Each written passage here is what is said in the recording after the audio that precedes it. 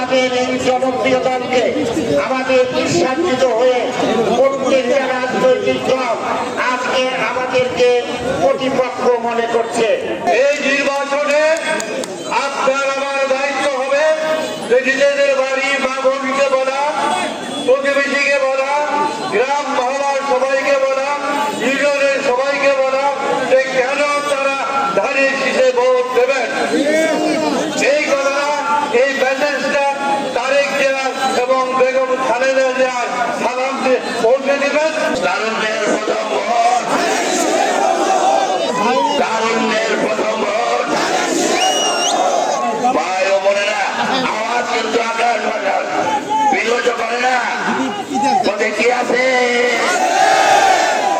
অংশেপতি বাড়িরগঞ্জে সারা বাংলায় এই 5ই আগস্ট যদি না আসতো তাহলে কিন্তু আজকে আমরা আপনাদের সামনে দাঁড়িয়ে কথা বলতে পারতাম না।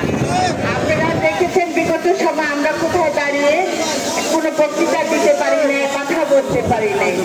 সেই 5ই আগস্টের জন্য যারা আত্মত্যাগ দিয়েছে, যারা শহীদ হয়েছে, যাদের রক্তের বিনিময়ে আজকে আমরা এখানে একত্রিত হয়েছি, তাদের সকল শহীদদের আমি শ্রদ্ধা ভরে স্মরণ করছি, তাদের আত্মের রোহে মাগফিরাত কামনা করছি।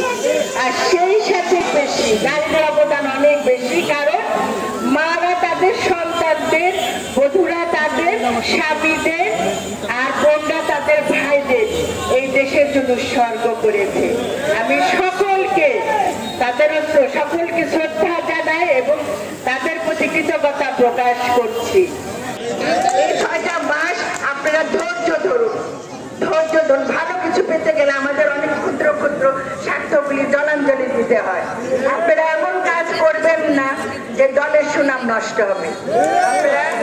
আপনাদের কাছে বিনীত অনুরোধ, আমাদের দেশনেত্রী বেগম খালেদা জিয়া দেখেন কত দুঃখ কষ্টের মধ্যে থেকে উনি কখনো মাথা নত করেন। তার ঘর ছাড়া করা হয়েছে, তার সন্তান মারা গিয়েছে, তার আরেক সন্তানকে দেশের জন্য উৎসর্গ করে দিয়েছে, তারপরেও কিন্তু উনি মাথা নত করে নাই। তাহলে আমরা কেন মাথা নত করবো?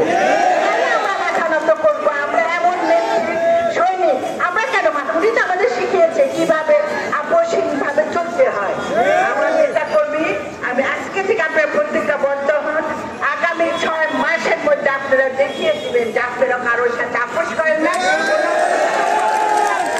সঙ্গে নেবেন না, বিশ্বাসঘাতককে কখনো সাথে রাখবেন না।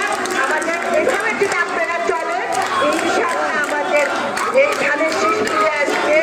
আমরা জনাব তারেক রহমানের নেতৃত্বে বাংলাদেশে সরকার গঠন করব। আপনারা ভালো থাকুন, সুস্থ থাকুন। আমাদের আগামীর স্বপ্নগুলি যেন আমরা সবাই মিলে ঐক্যবদ্ধভাবে করতে হবে। একটা কাজই আমাদের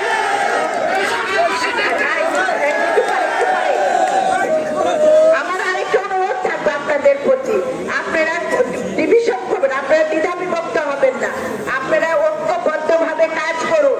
ঐক্যবদ্ধভাবে আপনারা দেখেছেন আমার নেতা জনাব তারেক রহমান প্রতিটা কথায় বলেন ঐক্যবদ্ধ হতে হবে। এখন এই মুহূর্ত থেকে আমরা আমাদের সমস্ত দ্বিধাদ্বন্দ্ব ভুলে সবাইকে একসাথে কাজ করব এবং